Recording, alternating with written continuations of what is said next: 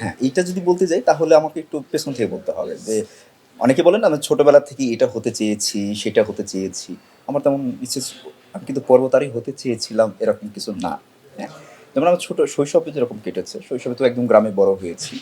তো গ্রামে বড় হতে গিয়ে তখন তো শৈশবের যে দুরন্তপনা যেটাকে বলি আমরা ডান পিঠে, তো সেই দুরন্তপনা পুরোটাই পেয়েছি আমি। সেই বৃষ্টিতে ভেজা, রোদে শুকানো, সারাদিন খেলাধুলা করার কারণে। যেহেতু আমি একদম কৃষক পরিবারের সন্তান, বাবার সাথে জমিতে কাজ করতে হয়েছে। তো সব জায়গা থেকেই মানে আমার একটু ওই দুরন্ত শৈশবটা কেটেছে। তো তখন হতে চেয়েছিলাম একজন সাপুড়ে। সাপুড়ে হতে চেয়েছি, হ্যাঁ, সাপুড়ে হতে চেয়েছিলাম। তো সাপুড়ে হতে গিয়ে সেজন্য আ বাড়ির পাশ থেকে কোদাল দিয়ে মাটি খুঁড়ে, খুঁড়ে কেঁচো ধরে, ধরে নিয়ে আসতাম। তো সেগুলোর জন্য মা প্রচুর পরিমাণের পিটুনি দিত। তো যাই হোক, তারপরে যখন একটু বুঝতে শিখলাম তখন হতে চাইলাম হলো মানে গ্রাম পুলিশ। হুম? তো গ্রাম পুলিশও তো হতে পারলাম না। কারণ গ্রাম পুলিশে হতে চাইলাম এই কারণেই যে দেখতাম যে বিচার, সালিশ যাই হচ্ছে না কেন, সে গ্রাম পুলিশের অনেক ক্ষমতা। হুম? তো আমার যেন কেন ছোটবেলা থেকেই একটু আ ১০ জনের মধ্যে যেন একটা আলাদা কিছু থাকে। হ্যাঁ? তো মানে আলাদাভাবে নিজেকে করি। যেমন হ্যাঁ, ১০ জন মানুষ বসে আছে, ১০ জন বন্ধু বসে আছি, সেখানে সবাই যেন আমার দিকে সবার লক্ষ্যটা থাকে। হ্যাঁ? তো আমি ছোটবেলা থেকেই ওইভাবেই আমার এটা তৈরি হয়েছিল। তো তারপরে সেটাও হতে পারলাম না। তারপরে মনে হলো যে আ একটা কাঠমিস্ত্রি হবো। হ্যাঁ? যে কি সুন্দর, সুন্দর কাঠমিস্ত্রি হয়ে ডিজাইন করছে। তো একসময় সেটাও হলো না। তো তারপরে আস্তে, আস্তে বড় হয়ে গেলাম এর মধ্যে। বড় হয়ে যাওয়ার পরে আ খেলাধুলার প্রতি আমার খুবই আগ্রহ ছিল। আমি ফুটবল, ক্রিকেট এগুলো স্কুলে ইন্টার স্কুল খেলেছি। আ গ্রামে তো সবসময় খেলাধুলার উপরেই থেকেছি। তো হঠাৎ করে যখন মানে এটা হঠাৎ করে বলব না, যে আমি যখন ঢাকায় চলে আসি পড়াশোনার জন্য ঢাকায় চলে আসার পর তখন আমি থিয়েটারের সাথে যুক্ত হই।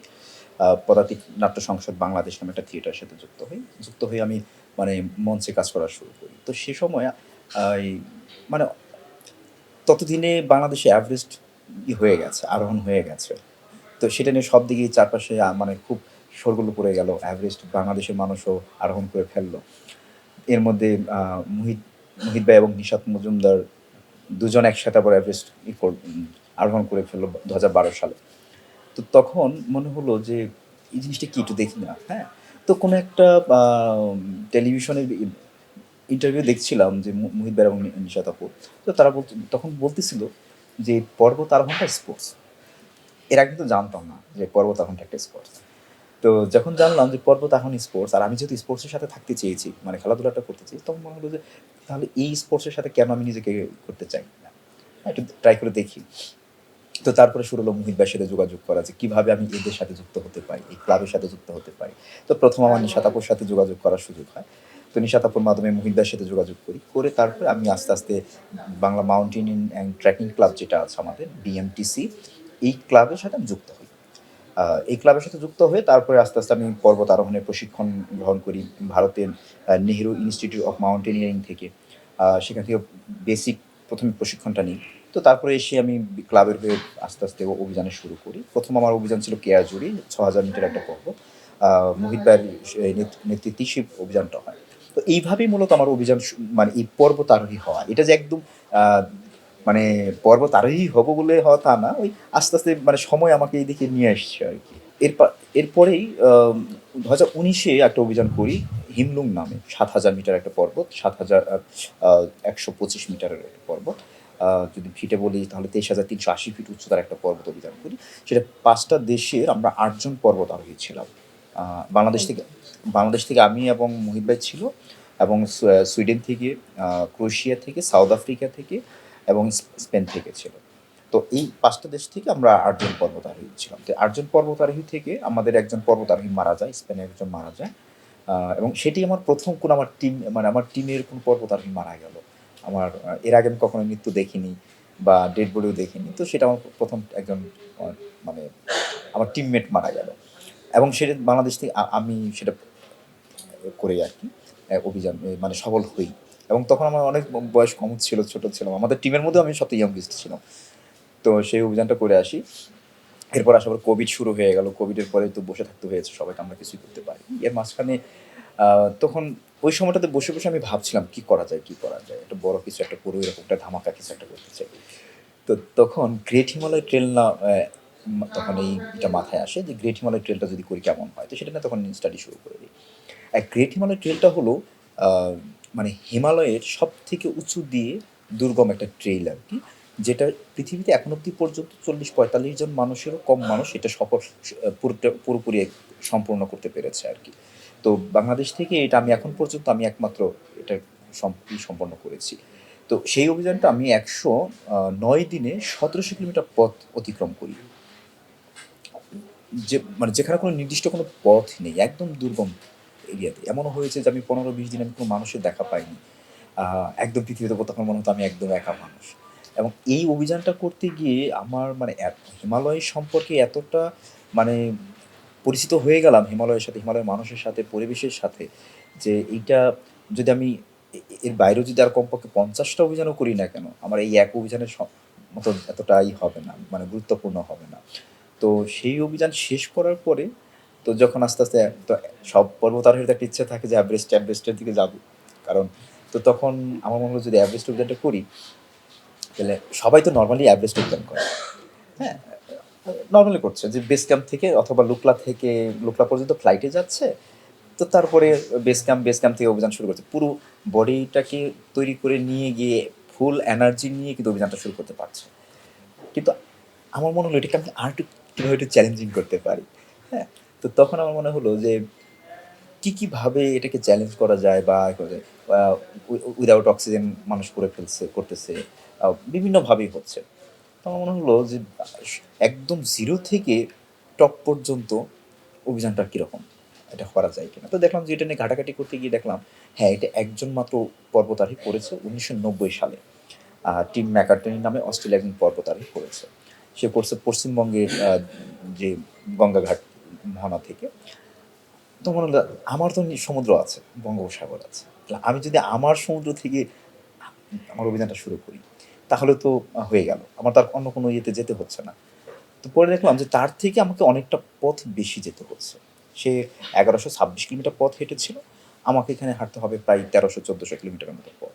এবং আমার এখানে আবার যেহেতু আবার আমার মধ্যে মনে হলো যে আমি যদি এই অভিযানটা করি কীভাবে করতে পারি। আমি হয়তো পুরোটাই আমি হাত পায়ে হাঁটবো, কোনো প্রকার আমি যানবাহন ব্যবহার করবো না, মানে আমি এটাকে পুরোটা কার্বন ফ্রি অভিযান করবো। আর যেহেতু আমি আম, মানে পরিবেশ নিয়ে কাজ করছি, আমি ইউএনডিপির ইউথ অ্যাডভোকেট হিসেবে কাজ করছি, প্লাস্টিক পলিউশন নিয়ে কাজ করি। তো আমার মনে হলো যে পুরো অভিযানেই আমি কার্বন রিডিউসের এই বার্তাটা পৌঁছে দেবো, এবং এই মানে বিট প্লাস্টিক পলিউশন এই মেসেজটাকে পৌঁছে দিতে চাই। তো সেইভাবেই অভিযানটা শুরু করি, এবং আম, কোনো প্রকার যানবাহন ব্যবহার না করে, সেটা মোটরেবলই হোক বা নন মোটরেবল হোক। তো কক্সবাজার থেকে আমি শুরু করি গত বছর 25শে ফেব্রুয়ারি, কক্সবাজার ইনানি সমুদ্র সৈকত থেকে একদম সমুদ্রে পা ভিজে আমার যাত্রাটা শুরু হয়। তো তারপরে চট্টগ্রাম, কুমিল্লা, ঢাকা হয়ে যমুনা ব্রিজের নিচে যাই। তো ততদিনে অনেক চেষ্টা করেছিলাম যে যমুনা ব্রিজের উপর দিয়ে হেঁটে যাওয়ার কোনো পারমিশন নেওয়া যায় কিনা, কিন্তু আমাকে পারমিট দেওয়া হয়নি। তো পরে আমি যমুনা নদীতে 3 কিলোমিটার সাঁতরাতে হয়। তারপর আমার সাথে আরও 6 জন বন্ধু আমার সাথে সাঁতরিয়ে ছিল আমাকে সঙ্গ দেওয়ার জন্য। তো যমুনা ব্রিজ সাঁতরে গিয়ে তারপরে এই বগুড়া, রংপুর হয়ে বাংলা পঞ্চগড় দিয়ে বাংলা বান্ধা ঢুকে যাই। তো বাংলা বান্ধা হয়ে তারপর আমি শিলিগুড়িতে ঢুকে যাই। শিলিগুড়ি হয়ে চিকেন নেকটার দিয়ে আমি কাকরভিটা হয়ে যাই। তো তারপর নেপালে ঢুকে গিয়ে নেপাল দিয়ে একদম অ্যাভারেজ বেস ক্যাম্পে পৌঁছে যাই। অ্যাভারেজ বেস ক্যাম্পে পৌঁছাতে আমার সময় লাগে 64 দিন। 64 দিন সময় লাগে। এর মধ্যে এই পুরো পথটা আমাকে হাঁটতে হয় 1372 কিলোমিটার পথ হাঁটতে হয়, এবং 3 কিলোমিটার নদী সাঁতরাতে হয়। তারপর আমি বেস ক্যাম্পে গিয়ে পৌঁছানোর পরে এর মধ্যে বেস ক্যাম্পে সবাই গিয়ে প্রস্তুতি নিয়ে ফেলছে, ওয়েদারের সাথে অ্যাডজাস্ট করে ফেলছে, কিন্তু আমি আমার যেতে অনেকটা সময় লেগেছে। আমি গিয়ে পৌঁছাই এপ্রিল মাসে 29 তারিখে। গিয়ে পৌঁছিয়ে আমি আমার এর জন্য প্রিপারেশন নিই সামিটের জন্য। আমি একবার মাত্র রোটেশন করার সুযোগ পেয়েছিলাম, যে ওয়েদারের সাথে অ্যাডজাস্ট করানো। তো তারপর আমি সামিট কোর্সে চলে যাই। ঠিক 84তম দিনে গিয়ে আমি এভারেস্টের শিখরে, যেমন ইন্ডিয়ার কথাও যদি বলতে যাই, ইন্ডিয়াতে যখন ঢুকে যাই, ইন্ডিয়াতে আমি থাকার কোথাও জায়গা পাচ্ছিলাম না নকশালবাড়িতে গিয়ে। তো সেখানে গিয়ে আমি একটা বাড়িতে থাকার সুযোগ হয় আমার। আহ, আহ, মানে আমি হোটেল যখন হোটেল খুঁজতেছি, হোটেল খুঁজতে গিয়ে দেখি যে হোটেল পাচ্ছি না। তো তখন একটা ছেলের সাথে পরিচয় হয়। সেই ছেলে আমাকে দেখে সে খুবই কৌতূহলী হয়ে আমাকে জিজ্ঞেস করে, "তুমি কোথায় থেকে এসছো? তো আমি যখন সবকিছু খুলে বললাম, সে আমার প্রতি খুবই আগ্রহ করলো। বলে, "চলো তোমার হোটেল আমি তোমার সাথে খুঁজে দেই।" তো দুজন যখন হোটেল খুঁজতেছি কিন্তু হোটেল পাচ্ছি না। না পাওয়াতে সে তখন বলল যে, "আচ্ছা দাঁড়াও, আমি আমার বাবাকে কল দিই। আমার বাবা তো এইদিকেই থাকে, কাজ করে। তারপর অটোরিকশা চালায় তার বাবা। তো তার বাবাকে কল দিল। ফোন সে বলতেছে, "হ্যাঁ, আমি নকশালবাড়ির কাছাকাছিতে আছি, তো তোমরা বসো, আমি আসতেছি।" আধা ঘন্টার মধ্যে সেই ভদ্রলোক চলে এসেছে অটোরিকশা নিয়ে। বলতেছে, "তুমি এখানে হোটেল খুঁজতে যাচ্ছ কেন?" হ্যাঁ, আমার আই আমার এই বাসায় থাকতে কি তোমার অসুবিধা হবে? আমি তো মানে গরিব মানুষ, আমার থাকার জায়গা ওরকম নেই। থাকলে কি তোমার অসুবিধা হবে কিনা? না, অসুবিধা হবে না। আমার একটু থাকার জায়গা হলেই হয়। একটা রাত থাকবো। তো তাদের সাথে আমি তার বাড়িতে যাই। গিয়ে আমি আরো বেশি মুগ্ধ হই। কারণ এই যেতে সেই তার ছেলে তার মাকে ফোন করে জানায় যে আমরা একটা একজন গেস্ট আসতেছে, হ্যাঁ? গিয়ে দেখি সে অদ্ভুত রকমের মানুষ যে আমি এই বাবা এবং ছেলের আতিথেয়তা দেখে মুগ্ধ তো আমি আগেই হয়েছি। বাড়িতে যাওয়ার পরে মায়ের আতিথেয়তা আমি আরো বেশি মুগ্ধ হচ্ছি। মনে হচ্ছে আমি তার আরেকটা ছেলে অনেকদিন পরে ঘরে ফিরল। কি রেখে কি করবে, কি খেতে দেবে না করবে। একজনে কুয়া থেকে জল তুলছে, একজনে জল গরম করছে। শীতের দিন ছিল, মানে যেহেতু আম মার্চ মাস ছিল। কিছুটা হালকা, হালকা শীত ছিল সে সময়টা সেদিকে। তো রাতে কি খাবো এগুলো নিয়ে তারা খুবই করছিল। তো আমি শুধু মুগ্ধ হয়ে দেখছিলাম তাদের আতিথেয়তা। আ রাতের বেলায় যেহেতু আমার পুরো পা এই দীর্ঘ পথ হাঁটার কারণে পায়ে ফোস্কা পড়ে যায়। পায়ে ঘা হয়ে যায়, পায়ে ব্যথা ছিল। তো সে আমার পাতে তেল গরম করে মাসাজ করে দিচ্ছিল। তো সে আমাকে বলছিল, "শাকিল, আমাকে একটু দেখো তো তোমার হাতের অক্সিমিটারটা দিয়ে আমার অক্সিজেন লেভেলটা কেমন আছে?" তো আমি তার ২ হাতের ১০ টা আঙুলেই আমি অক্সিমিটার লাগিয়েছিলাম। কিন্তু কোনো রেটিং পাইনি। মানে ততক্ষণ বোঝা হয়ে গেল যে তার হাতের অবস্থা খুবই খারাপ হয়ে গেছে। তো তারপর সকাল ৭ টার দিকে তাকে হেলি রেস্কিউ করে ডিরেক্ট কাঠমান্ডুতে হসপিটালে নেওয়া হয়। তো আমরা পরে চলে যাই ক্যাম্প 3 তে। ক্যাম্প 3 থেকে আমাদের ক্যাম্প 3 এর নিচ থেকেই অক্সিজেন সাপ্লিমেন্ট অক্সিজেন নিতে হয়। তো আমি ক্যাম্প 3 থেকে অক্সিজেন নেওয়া শুরু করি। তো ক্যাম্প 3 তে একটা রাত থাকি। খুবই একদম ঢালু জায়গার মধ্যে একটা সেখানে ঘুম হচ্ছে না। মানে যেহেতু সেখান থেকে অক্সিজেন নেওয়া হচ্ছে একটা উচ্চতাটা অধিক উচ্চতায়। তো তারপরে ওখান থেকে আমরা পরের দিন সকালে রওনা হয়ে ক্যাম্প 4 এ চলে যাই এবং ক্যাম্প 4 এ যাওয়ার আগে আ জেনেভা স্পা নামে একটা জায়গা আছে। ওইটা যখন উঠে যাই, উঠে যাওয়ার পরেই আমি ১ম একটা ডেড বডি দেখতে পারি। আ এবং যার ডেড বডি দেখি তাকে বেস ক্যাম্পে আমরা একসাথে বসে আড্ডাও দিয়েছি। আম খুব বেশি আড্ডা দিয়েছি বললে ভুল হবে। তার সাথে আমি একবার বসে আমরা কফি খেয়েছিলাম। আমাদের ইয়েতেই পাশের ক্যাম্পেই ছিল। তো সে ফিলিপাইনের একজন পর্বতারোহী। আর যেহেতু আমি যখন আ হিমলুম অভিযান করেছিলাম, তখন ফিলিপাইনের ২ জন পর্বতারোহীর সাথে আমার পরিচয় হয়। আ তো ওই দুজনের পরিচিত সে ছিল। তো তার সাথে যখন আমার কথা হচ্ছিল, তো ওর মাধ্যমে পরিচয় হয়েছিল আরকি। তো পরিচয় হতে তার হঠাৎ করে দেখি তার মৃতদেহ। আমরা আগে সংবাদ পেয়েছিলাম যে মারা গেছে। কিন্তু তার ডেড বডিটা যে ওইভাবে ওখানে থাকবে সেটা আমি কখনোই ভাবিনি। তা আমার ঠিক ৩ দিন কি ৪ দিন আগেই সেখানে মারা যায় সে। তো ১ম গিয়ে আমি এভারেস্টে এসে ১ম ডেড বডি দেখা। দেখে তারপরে ক্যাম্প 4 এ চলে আসি। ক্যাম্প 4 এ এসে আমরা দুপুরে নাগাদ ক্যাম্প 4 এ পৌঁছে যাই। তারপরে সেখানে আমরা লাঞ্চ করি। লাঞ্চ করার পরে আমরা সামিট পোস্ট করব সন্ধ্যায়, যেহেতু আমরা বিকেল বা ওই পুরো সময়টা আমরা রেস্ট করি। আ রেস্ট করে একটু আমাদের যে জামাকাপড় সেগুলো পরিবর্তন করি। করে মানে ফাইনাল পুশের জন্য আরকি যে প্রস্তুতিটা সেটা নিই। আ সামিট পুশের জন্য আমরা এই আমি আর গ্যালজন বের হই আপনার স সন্ধ্যা পৌনে ৮টা নাগাদ আমরা ক্যাম্প 4 থেকে রওনা হই। এবং সেদিন আমরা জানতাম যে ওয়েদার ভালো থাকবে, কিন্তু কিছুটা উইন্ডি থাকবে। কিন্তু সেদিন উইন্ডি তো ছিলই, সাথে তুষারপাতও ছিল, হ্যাঁ? মানে ব্লিজার্ড ছিল। সারারাত তুষারপাত হয়েছে। ব্যালকনি থেকে আমি ১ম ওখানে গিয়ে একটা অক্সিজেন সিলিন্ডার চেঞ্জ করি। করে সাউথ সামিটে যাওয়ার আগেই আ গিয়ে পৌঁছাতে ভোর হয়ে যায় সাউথ সামিটে যেতে। তো সাউথ সামিটে নেমে হিলারি স্টেপে যাই। যখন মানে এভারেস্ট অভিযানের সবথেকে শেষের যে সবথেকে কঠিন যে জায়গাটা, সেটা হলো হিলারি স্টেপ। পাথরের একটা নাইফ ফ্রিজের মতো জায়গা। ওইখানে লাইন ধরে দাঁড়িয়ে থাকতে, আমরা যে ছবিতে দেখি যে ট্রাফিকের মতো হয়ে গেছে, মানুষ লাইন ধরে দাঁড়িয়ে আছে, ওটা বেশিরভাগ সময় হিলারি স্টেপে হয়ে থাকে। তো ওইখানে গিয়ে যখন দাঁড়িয়েছি আমি যে জায়গাটাতে, আমি সামনে ৪-৫ জন উপরে উঠছে দড়ি ধরে ঝুলে। পেছনে দাঁড়িয়ে আছে, আমি দাঁড়িয়ে আছি, অপেক্ষা করছি। ঠিক আমার বাঁ পায়ের সাথেই একটা ডেড বডির মাথা লেগে আছে, একটা ডেড বডি পড়ে আছে এই স্টেপে। তো একটা উপর দিকে তাকিয়ে আছি যে মানুষগুলো লড়াই করছে উপরে ওঠার জন্য, এবং পিছনের দিকে দিকে তাকাচ্ছি যখন তারাও অপেক্ষা করছে। নিচের দিকে যখন তাকাচ্ছি তখন দেখছি একটা ডেড বডি পড়ে আছে। মানে সে সময় হলো কি একটা একটা অদ্ভুত রকমের মানসিক পরিবর্তন হয়ে গেল। এর আগে আমি কখনো মানসিকভাবে ভেঙে পড়িনি এই পুরো জার্নিতে। ওইখানে গিয়ে আমি আস্তে আস্তে আমার যত নেগেটিভ যত চিন্তাগুলো আছে সেগুলো আমার মধ্যে চলে আসতেছে, দেখা দিচ্ছে যে নেগেটিভ চিন্তাগুলো কি হবে, ওয়েদার ভালো না, খারাপ হয়ে যাচ্ছে, আদৌ আমি বেঁচে থাকবো, এখন কি ফিরে যাবো না উপরে যেতে পারবো, বিভিন্ন ধরনের প্রশ্ন নিজেকে নিজের মধ্যে তৈরি করছে। তো পরবর্তীতে গিয়ে নিজে নিজে তখন কি করলাম, না আমি এতটা লড়াই করে এখানে এসেছি, আমার তো লড়াই শুধু এই জার্নিটার ছিল না, পেছনে অনেক লড়াই আছে, শুধু আমার একার না, অসংখ্য মানুষের আমার পেছনে, যারা আমার আহ, অনেকেই ক্রাউড ফান্ডিং আমাকে কেউ টাকা দিয়েছে, অনেক স্পন্সররা আমার টাকা দিয়েছে, এবং আমার বন্ধু বান্ধবরা সবাই অপেক্ষা করছে, বিভিন্নভাবে আমার সহযোগিতা করছে। এই অভিযান তো আমার একার না, এটা একটা সম্মিলিত প্রচেষ্টা আমাদের, তাই না? যে এটা আমাদের দেশের পতাকাটাকে তুলে ধরবো। আমি তো তখন আমার মনে হলো যে না, আমি তো পুরো বাংলাদেশের সেই প্রত্যেকটা মানুষের প্রতিনিধি হয়ে এসেছি আমি। হ্যাঁ, তো এখান থেকে আমার ফিরে যাওয়ার সুযোগ নেই।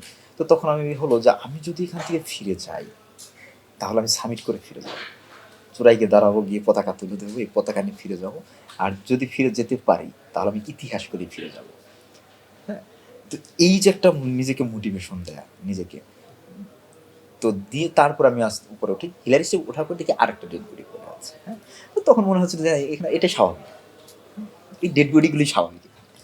তো পরে সামিটের ওখান থেকে দূর থেকে যখন দেখতে পাচ্ছিলাম যে যারা সামিটে গেছে আমার আগে, সেদিন খুব অল্প সংখ্যক মানুষ সামিট করেছে, কারণ হলো ওয়েদার খারাপ থাকার কারণে অনেকেই ফিরে গেছে।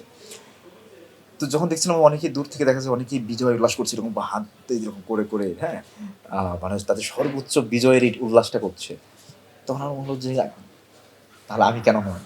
হ্যাঁ, তো তখন আর কোনো কিছু পেছনে ফেরার সুযোগ নেই বা চিন্তা নেই, এখন একটাই টার্গেট, আমার ওখানে গিয়ে দাঁড়াবো। তো চোরাই গিয়ে দাঁড়াই, চোরাই গিয়ে দাঁড়ানোর পরে তখন মনে হলো যে কিছু সময়ের জন্য আমি একদমই মানে কি বলে যে ব্ল্যাক আউট, যে আর কিচ্ছু নেই।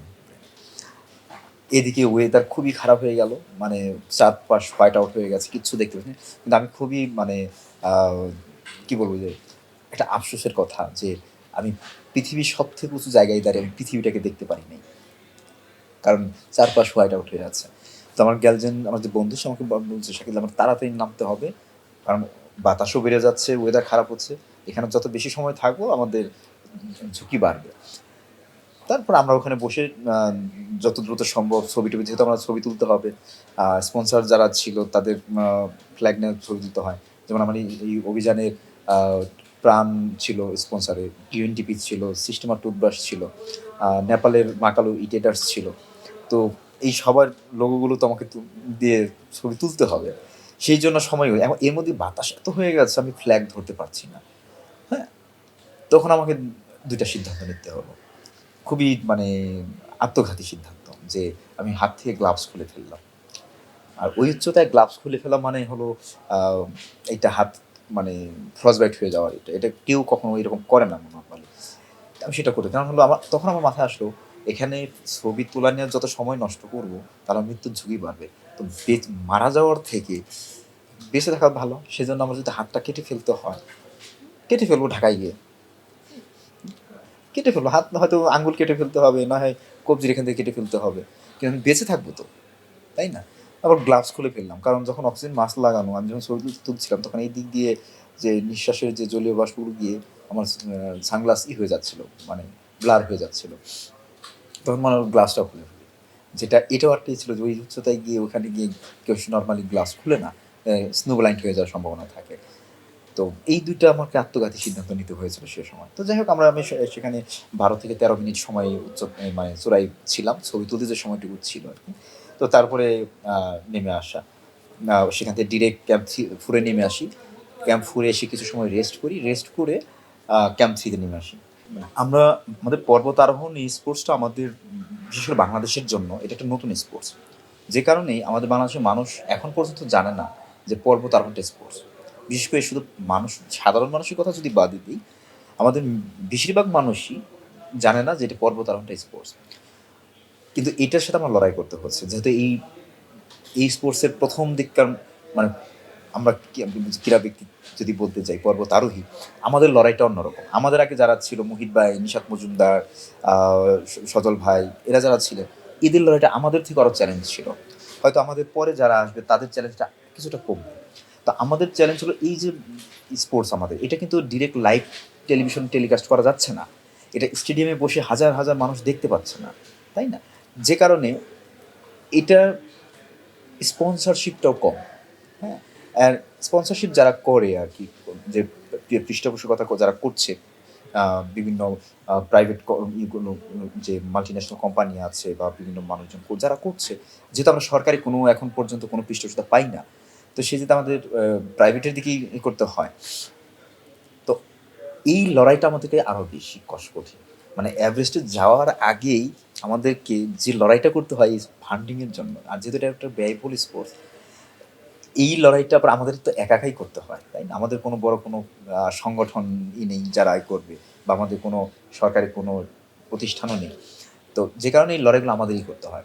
তো এই টাকা মানে সংগ্রহ করাটা হলো আমাদের জন্য এভারেস্ট জয়ের থেকেও আরো বেশি কঠিন চ্যালেঞ্জ।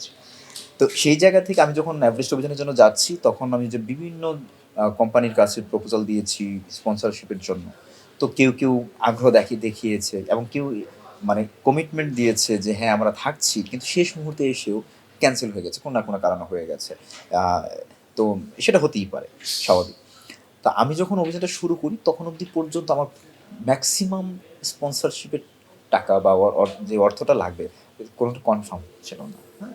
তো কমিটমেন্ট ছিল যে থাকবে, অমুকে দেবে, তমুকে দেবে, এরকম ছিল। সেই ভরসাতেই আমি শুরু করেছিলাম।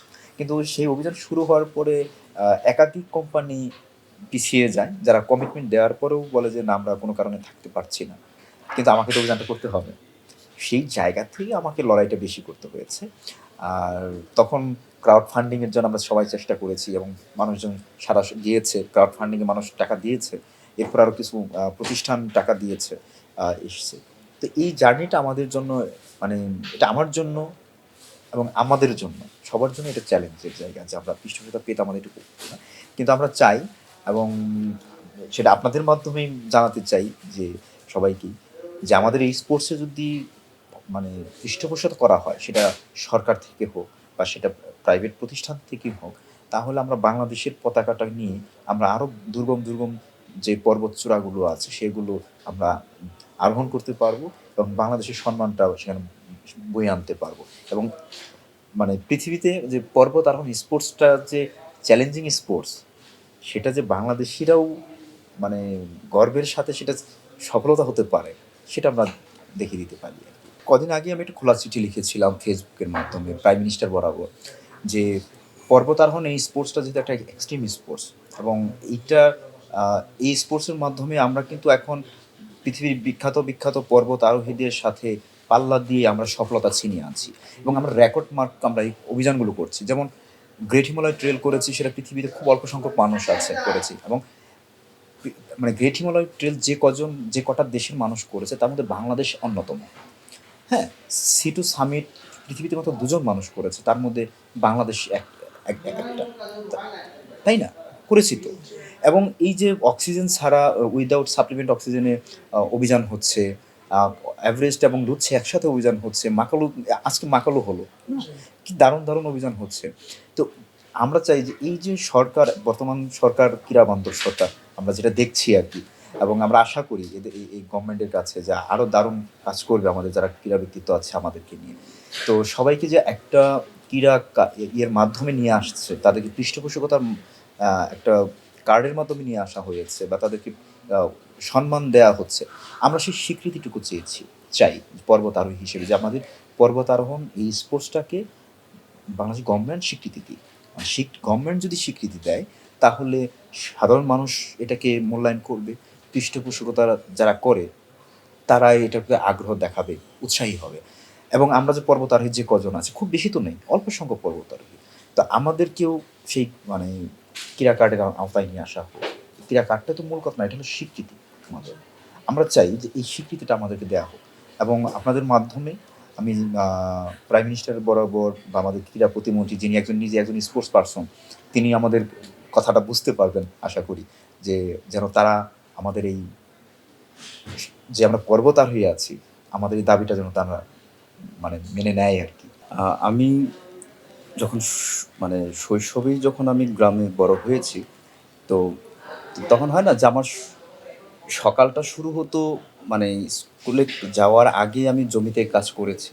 সে জমিতে উঠে এসে ক্লাসে গিয়েছি, ক্লাসে এসে আমি আবার জমিতে গেছি। এই যে আমার সে সময়কার লড়াইটা আমার বাবার সাথে জমিতে, যে তো সেখান থেকে আমি আস্তে, আস্তে নিজেকেও হয়ে গেছে যে আ ধৈর্য ধরে, হ্যাঁ? ধৈর্য ধরে একটা লেগে থাকা, খুব সহজেই হতাশার মধ্যে না ডুবে যাওয়া।